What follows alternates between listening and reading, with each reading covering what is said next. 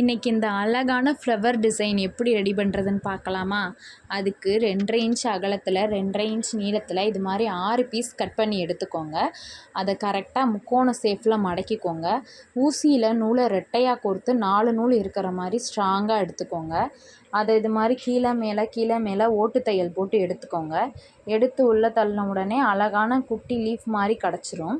இது மாதிரியே இருக்கிற எல்லா டிசைனுமே இந்த ஓட்டு தையலில் போட்டு எடுத்துக்கோங்க. எல்லா பீஸையும் ஒரு பக்கமாக கொண்டு வந்து சரி பண்ணிக்கோங்க.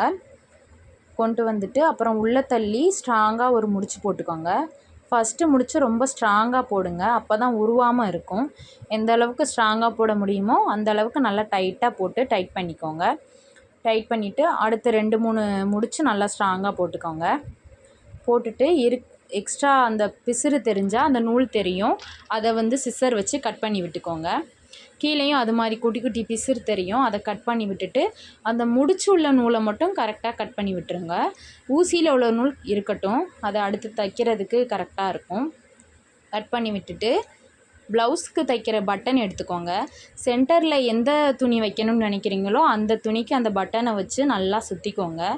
சுற்றிட்டு துணி தைக்கிற நூல் காட்டன் த்ரெட் எடுத்து நல்லா அதை சுற்றி விடுங்க.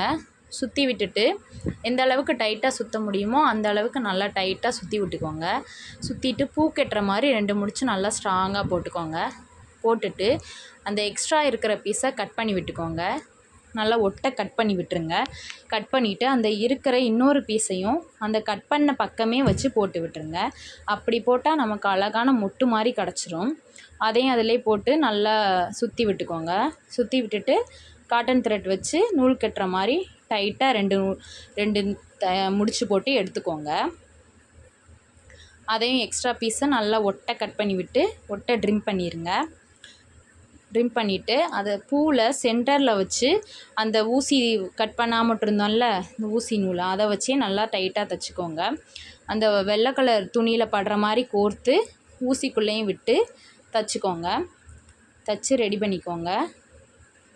அந்த ஊசி நூல் அப்படியே இருக்கட்டும், நம்மளை ப்ளவுஸில் வச்சு தைக்கிறதுனாலும் அப்படியே வச்சு தைச்சிக்கலாம். ஃபைனலி பூ ரொம்பவே சூப்பராக ரெடி ஆயிடுச்சு.